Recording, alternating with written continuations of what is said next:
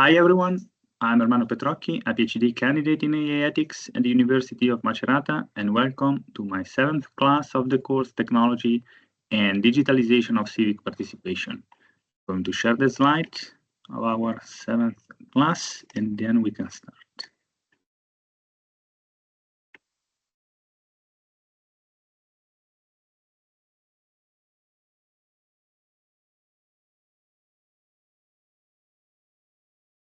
Today, we're going to talk about civic engagement in the AI age and the role of digital activism. This is a summary of our class. I will introduce the concept and the context, and then we will see how civic activism can play a role in democracy and how it historically played a role in our democratic systems. And then we will see what is the what means digital activism today, and then the democratic risks of AI and why digital activism should be considered something useful for co-creating digital platforms, digital products, and AI-based systems. And we will see the role that institutions have in promoting these digital activism as something useful for co-creating AI systems. And after that, we will conclude and we will see some future outlooks. So section 1, introduction and context, civic engagement and democracy. In this section, we will explore how civic engagement and digital activism are reshaping democratic participation in an era increasingly governed by AI systems.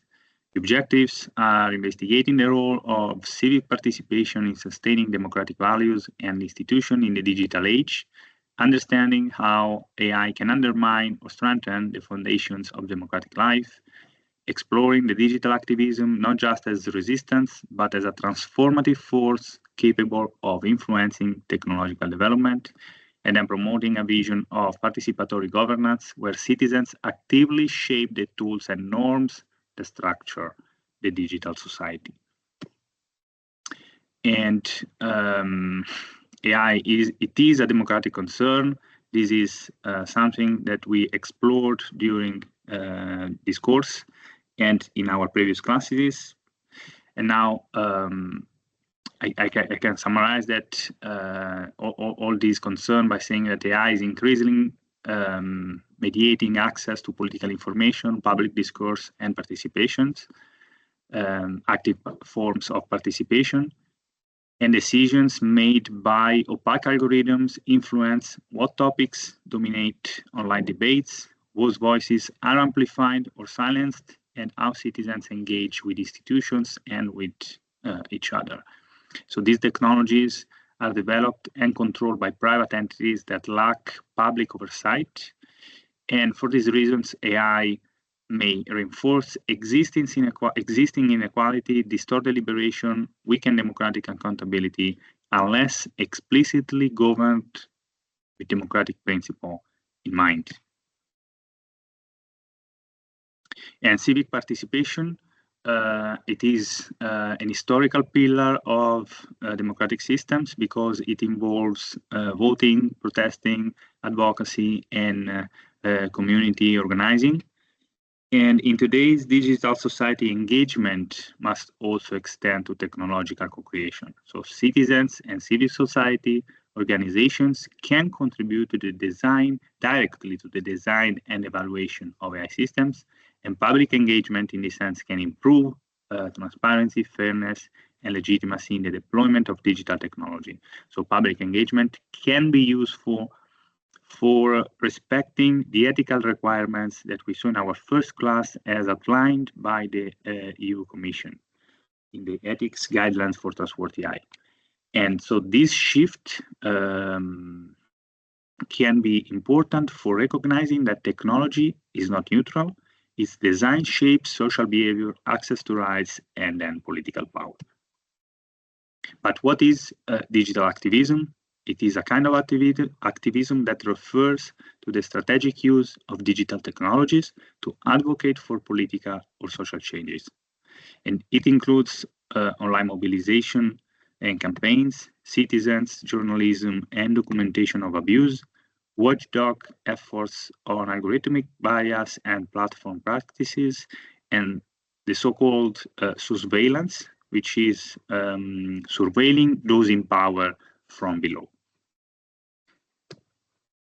And unlike traditional activism, digital activism operates within platforms ecosystems that are governed by commercial logic and algorithmic curation.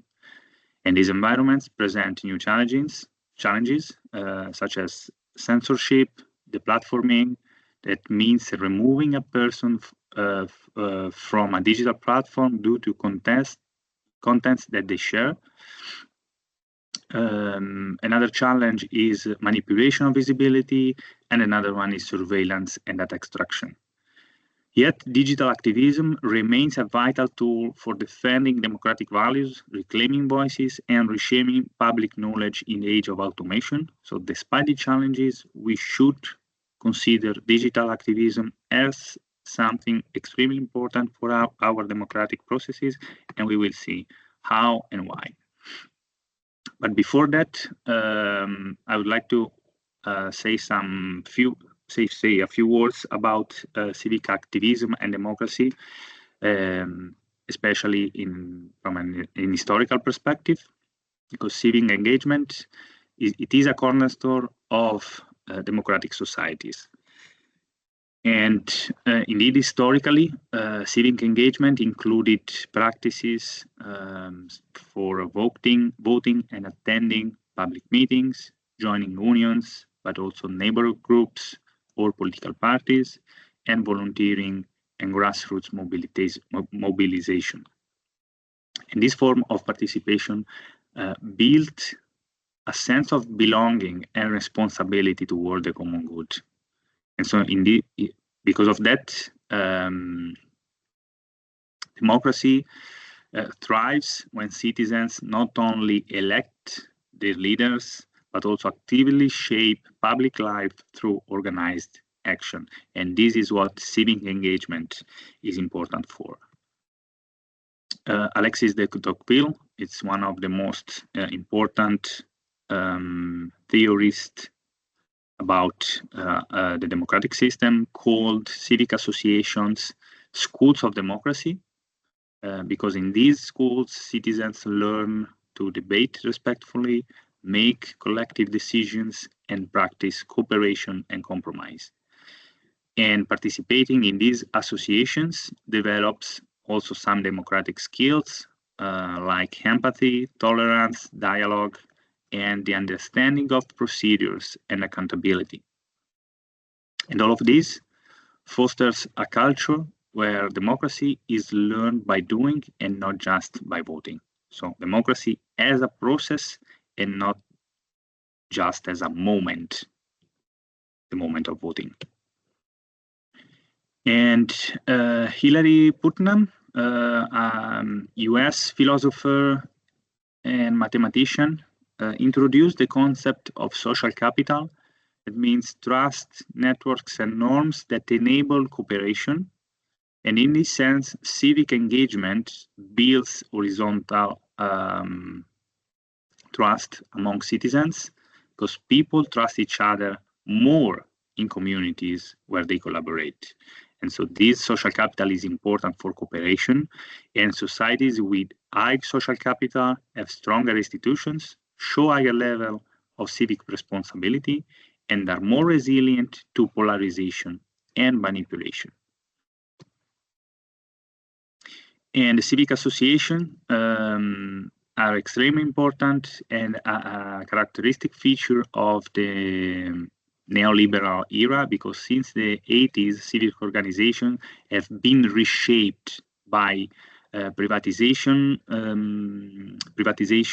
and austerity policies, and a growing role of NGOs and service providers. So we need to understand that in the last 30, 40 years, the role of civic associations changed in comparison than the role that these civic associations had in our democratic history. And so many associations became dependent on funding, losing autonomy and grassroots connection. And this transformation shifted focus from collective empowerment to individual service provision. And the result was that civic life has risked becoming managerial and technocratic rather than democratic. And there are also new challenges in our digital age, because the rise of digital platforms has deeply changed and transformed civic engagement, because now we have instant access to information. They allow for rapid mobilization across borders and the new visibility for marginalized voices, but also some negative. They also had some negative impacts, such as fragmentation of attention, platform control over visibility due to the algorithms mechanism, and loss of depth in political dialogue. So civic participation now depends on infrastructures rather than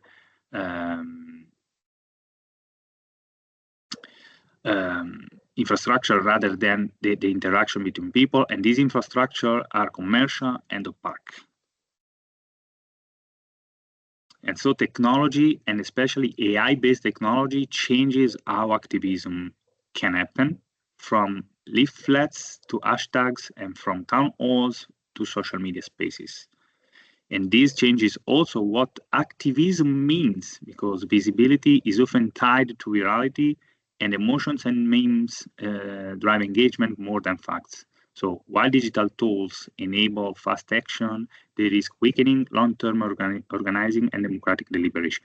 And in our previous class, in the fifth class, sorry, we saw that the behavior of our political class is changing and adapting to how algorithms and AI-based technology work.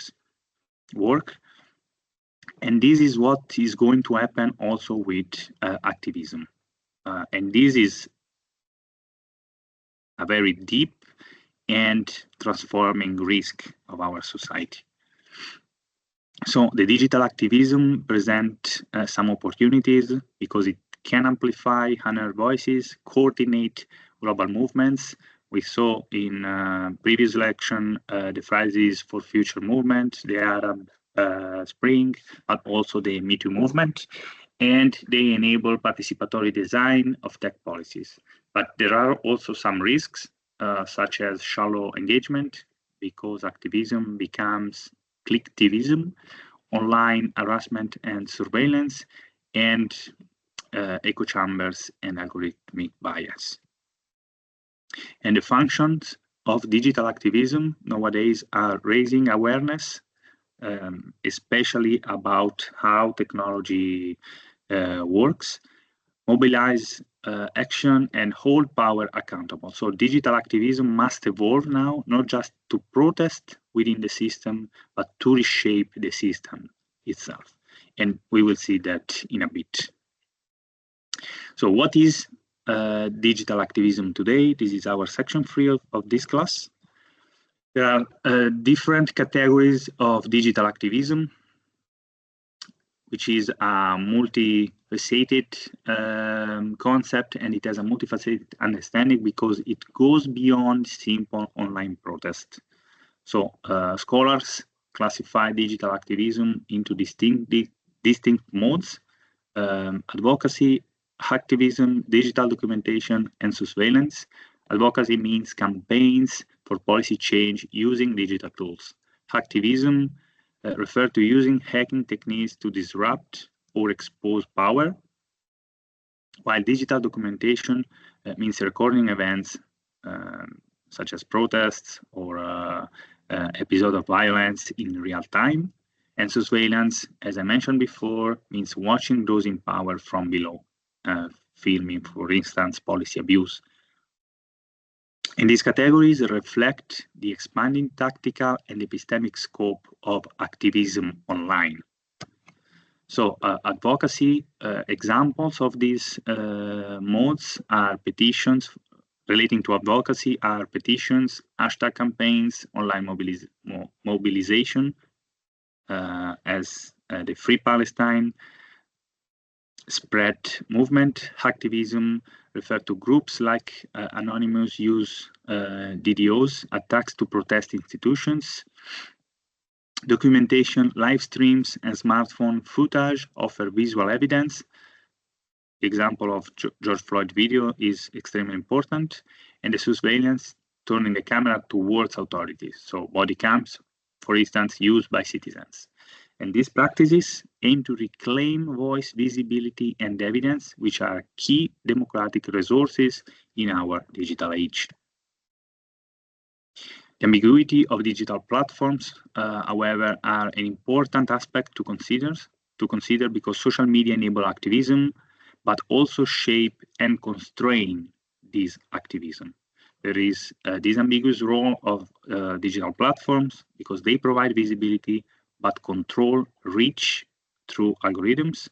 They offer free access, but monetize attention, and they host activism and enforce rules that may suppress dissent. So platforms act both as tools and gatekeeper of civic expression. And in this context, activists should operate in spaces that they don't own and under rules that they don't write. And this is an extremely important difference from how activists operated before the digital age. And the digital spaces can be considered as commercial infrastructures that operate in a way that respond to algorithmic visibility. Platforms like social media, Facebook and Instagram, TikTok are commercial environments, not public squares and not public spaces. Algorithms indeed decide what content is boosted or buried, what posts become visible, and which voices trend and which disappear. And so this creates a system of algorithmic gatekeeping, of automated gatekeeping, where activism must compete with entertainment, advertising, and disinformation. So you can understand the difficulties for being digital activists today. And visibility in this sense of different voices is not democratic, but it is curated, commodified, and opaque due to the lack of transparency of these AI algorithms. And so activists face increasing surveillance and data extraction, are victims of surveillance and data extraction practices because social media monitor by law enforcement. There might be a geo-tracking of protesters, and the facial recognition during public demonstrations is something that is possible. And the surveillance technologies, in this sense, chill dissent, target marginalized groups, and undermine trust in digital communication. So all of this raises urgent questions of rights, power, and control in the digital public sphere. And we can make now some examples. The Black Lives Matter movement was a social media movement. A movement happened in social media for global mobilization. Hashtags, live stream, and real videos played a central role, and it exposed racial injustice with visual and direct evidence, such as the George Floyd's murder. But despite that, Facebook's algorithm demoted protest content during election cycles. Disinformation campaigns infiltrated activists' pages, and activist accounts were occasionally suspended without clear reasons. And so these cases highlight the fragility of digital activism when it depends on corporate platforms that are beyond anyone's control. And so these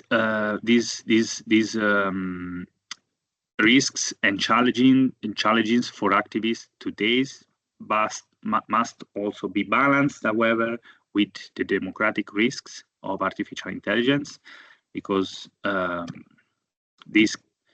of the challenges of activists that activists are facing nowadays and the democratic risks illuminate the importance of co-designing practices and processes in which digital activists should be be considered part of. So how AI undermines democracy? We saw that also in other classes. AI is shaping how people access information, form opinions, and engage in politics. However, many AI systems are not designed with the democratic values in mind. Instead, they prioritize engagement over truth, efficiency over fairness, and profit over public interest. And these dynamics pose serious risks because citizens may be manipulated without realizing it, and the access to accurate information becomes fragmented and unequal. And so when AI systems influence the political processes without accountability, democratic deliberation and transparency and participation are all at risk. Deepfake, disinformation, and hallucinations are a big problem. These phenomena weaken public trust in audiovisual evidence, and we focused on that in a specific class, but also these phenomena weaken public trust in journalistic sources and in democratic institutions.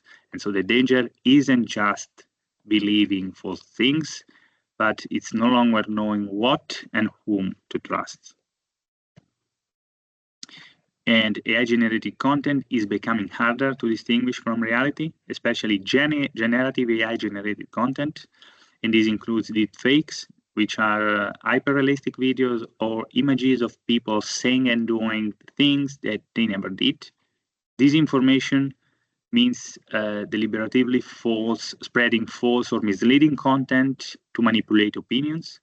And AI hallucinations instead are cases where when generative AI tools produce confident but factually incorrect outputs.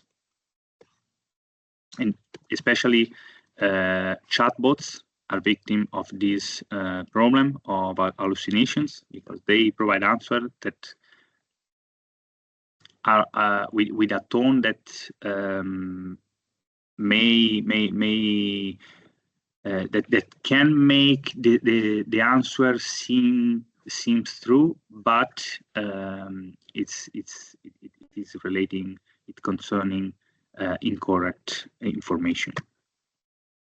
And so due to these aspects, there is an erosion of epistemic autonomy.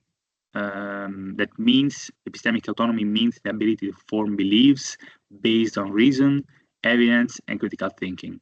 And AI can erode this kind of autonomy in subtle but powerful ways because the curated feeds of social media limit exposure to opposing view. Smart assistants provide answer without any clear justification, and predictive systems replace exploration with the recommendation.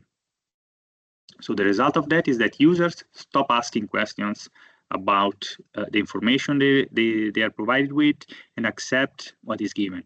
So in a democratic society, however, citizens must be active knowers and not passive receivers of filtered truths.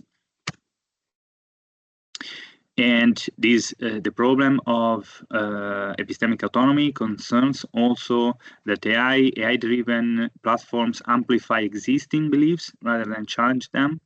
And the two common effects that we mentioned in previous class, and we focused in one specific class, these phenomena are important phenomena. These common effects are the formation of epistemic bubbles and echo chambers. The first one, when users only seek content from sources or people they already agree with, while echo chambers are environments where dissenting voices are excluded or ridiculed, creating ideological isolation. And these dynamics are worsened by algorithms that maximize time spent on platform and prioritize content that confirms biases. Indeed, they are designed by bearing in mind the possibility of and the existence of the confirmation bias.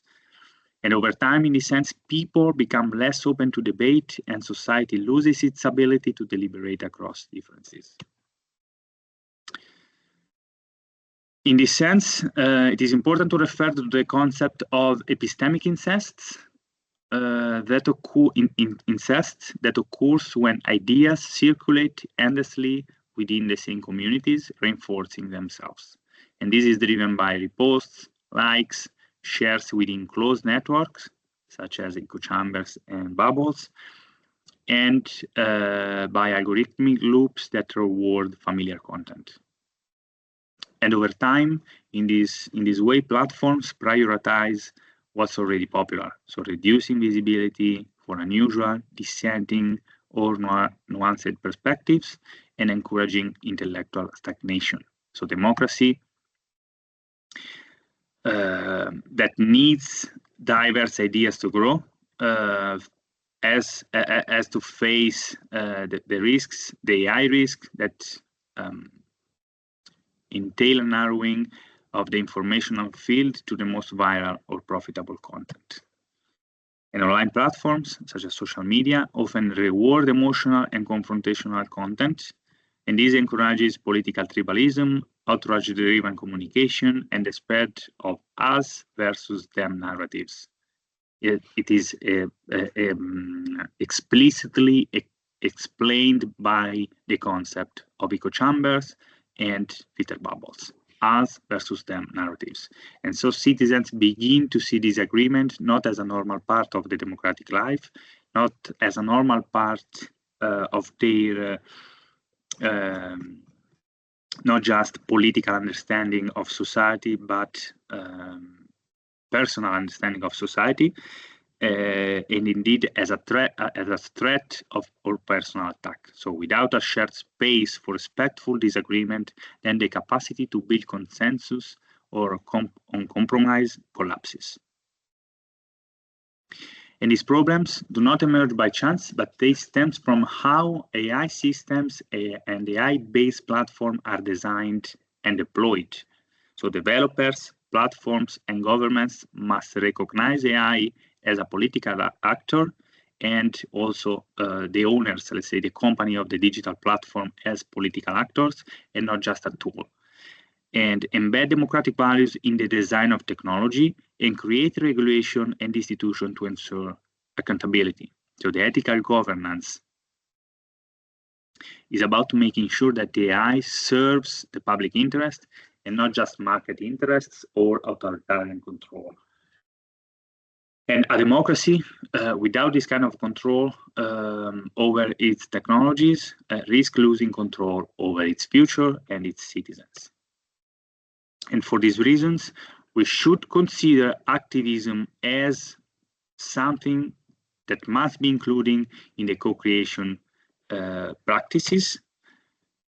In this sense, we need to reimage participation, and look at the idea of participatory design, because traditional models of civic participation often see citizens as recipients of technologies and not contributors of the technologies. And participatory design is an idea that challenges this by involving diverse users in the early stages of tech developments, valuing experiential, local, and emotional knowledge, and shifting power from designers to communities directly affected by the technology.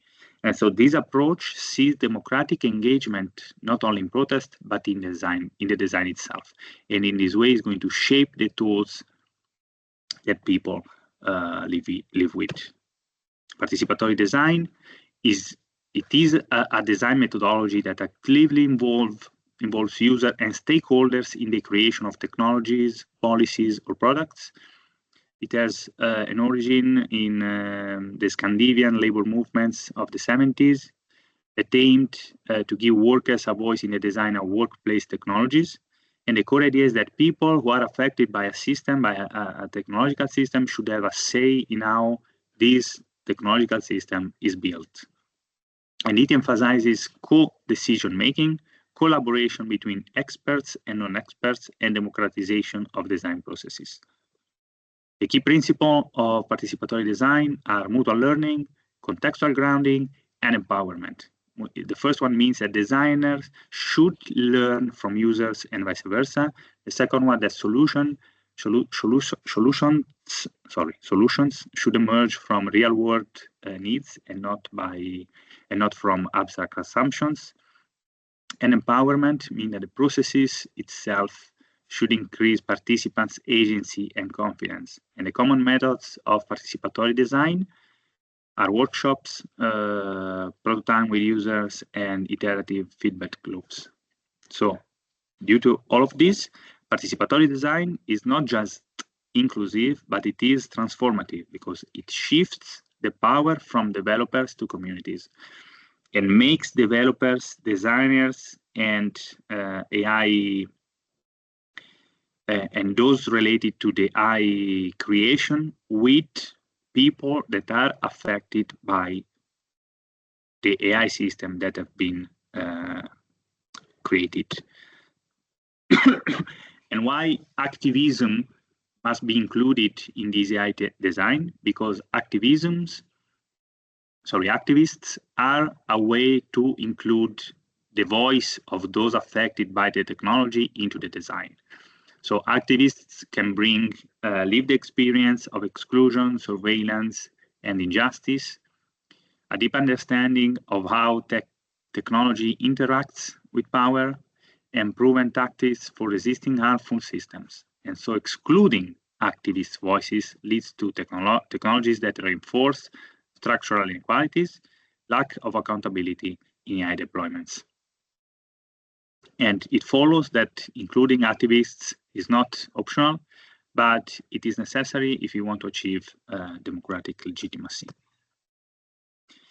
And in the previous classes, we also saw digital literacy, and this is important for understanding activism as a design, activists as a design agents, because digital literacy is often framed as helping users understand technology. And now we must move further, because from users, we need to think as people, as co-designers.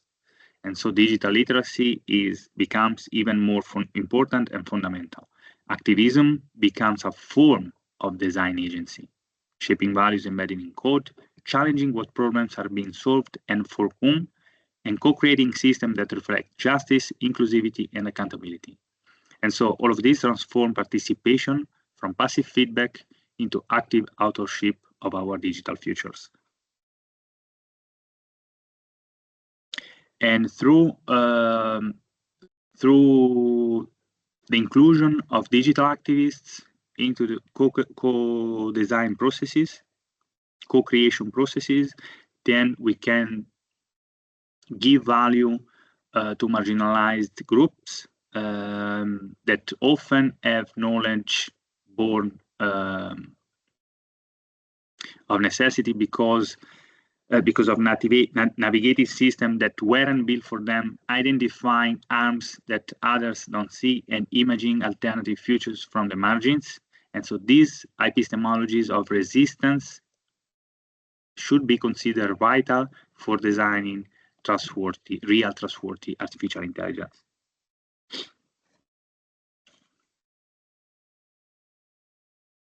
And these marginalized groups, these marginalized epistemologies can bring insight that the mainstream perspective often miss.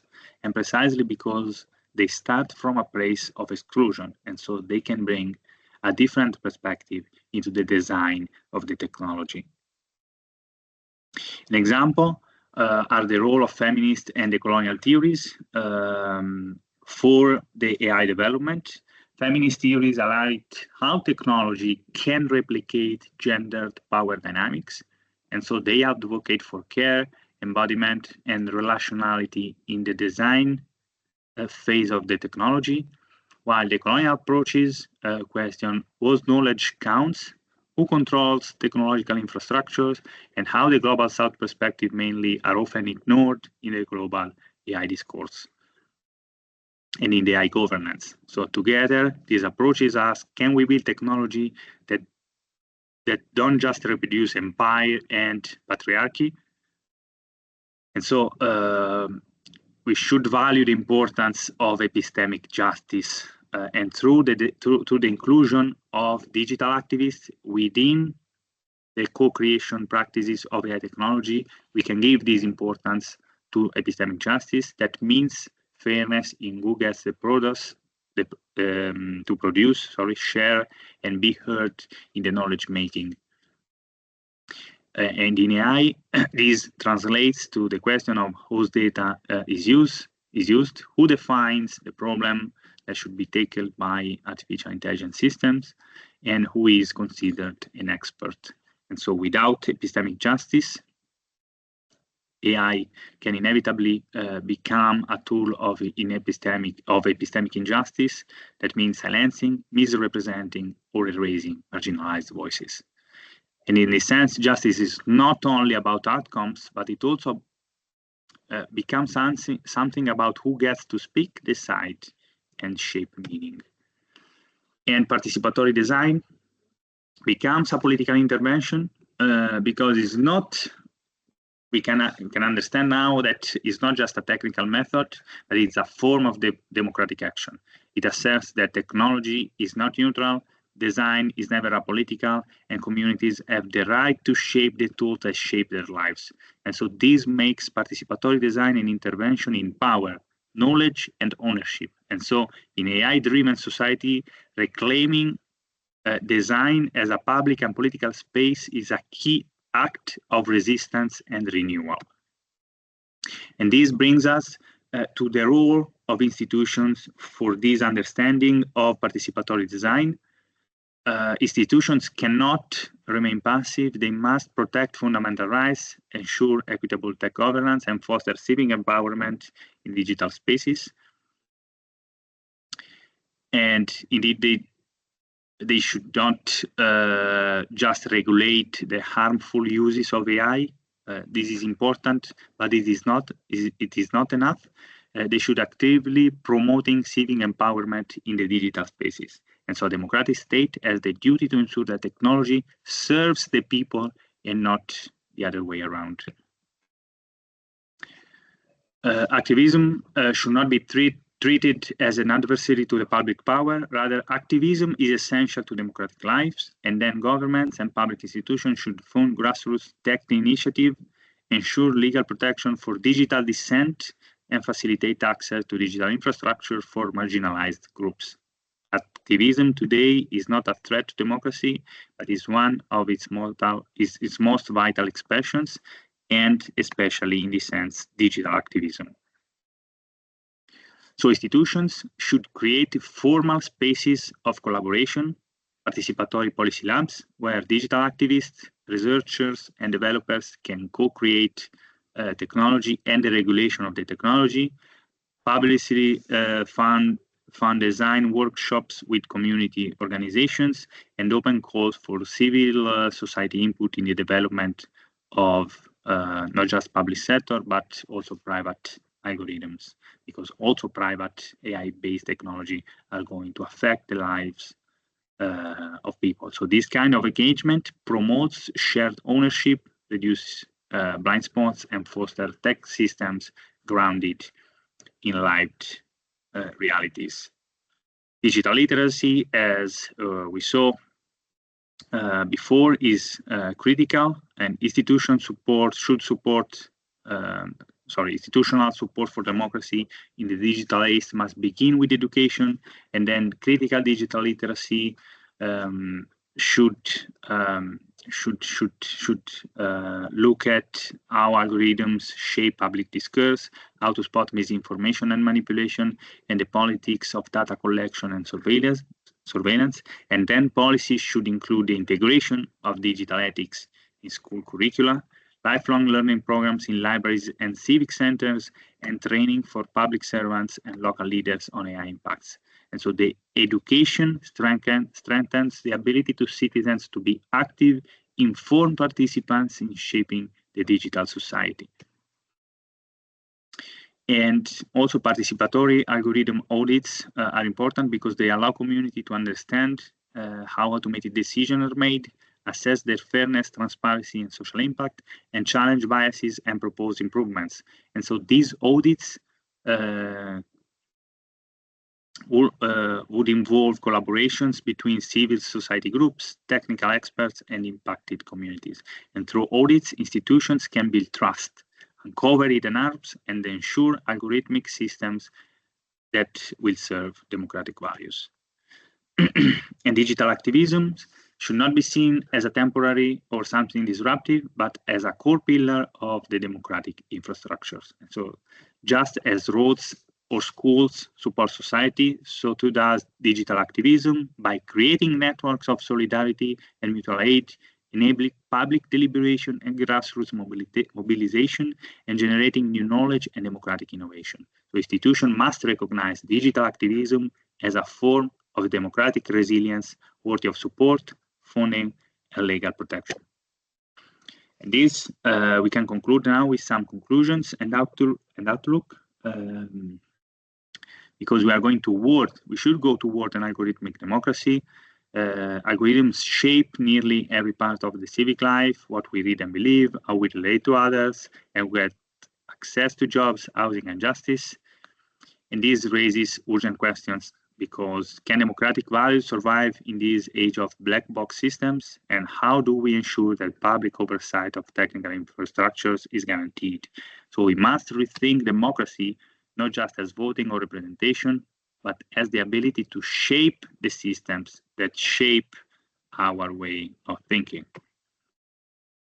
And civic engagement, in this sense, is extremely important because activists should become builders and designers. They propose new forms of transparency and trust. They can build alternative platforms and knowledge systems, and they can challenge the dominant narratives through creating reimaginings. So recognizing activists as co-creators changes the dynamic of tech governance from exclusion to collaboration. There are some barriers to that, of course. The rapid pace of innovation often outstrips institutional capacity. Tech companies hold disproportionate power with little oversight. Civil society lacks technical access and resources to participate, and the global inequalities mean that not all communities are equally heard or equipped to participate. And so overcoming these challenges requires new laws and regulation, stronger coalitions across disciplines and geographies, and cultural changes in how we value the public interest. Tech. What are the possibility that despite these risks, there are some democratic opportunities, profound democratic opportunities, such as designing a system to support collective well-being, building decentralized community-run platforms, reclaiming data as a common good, and fostering tech ecosystems centered on care, justice, and inclusion. And this possibility depends on our willingness to engage, organize, and imagine differently. And to that, digital activism can provide a moral compass in an era of technocratic drift, a democratic force against opaque power, and a hopeful vision of what technology could be when guided by justice and then by the people. So the final takeaways are that artificial intelligence is not just a technical domain, but it is a political and ethical terrain. Building democratic digital futures means protecting digital spaces online, empowering digital activists and community, and embedding participation into the AI design. So we must treat the digital not as something neutral, but as something we are all responsible for shaping. As usual, I want to leave you with some questions about this class. What is the goal of digital activism in the artificial intelligence era? How do algorithmic systems threaten democratic values? And what should institutions do to support civic engagement with artificial intelligence? I will provide the answer to these questions after the course. These are some selected references.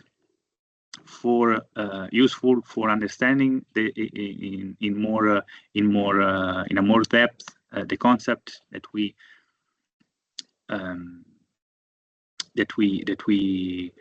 analyzed during this class. I hope that everything was clear. This is our last class of the course, so I thank you for your attention. If you should have any question, you can write an email to this email account and I will provide answers. So I hope that you enjoyed the class and the course, and so I thank you again for your attention. See you. Bye.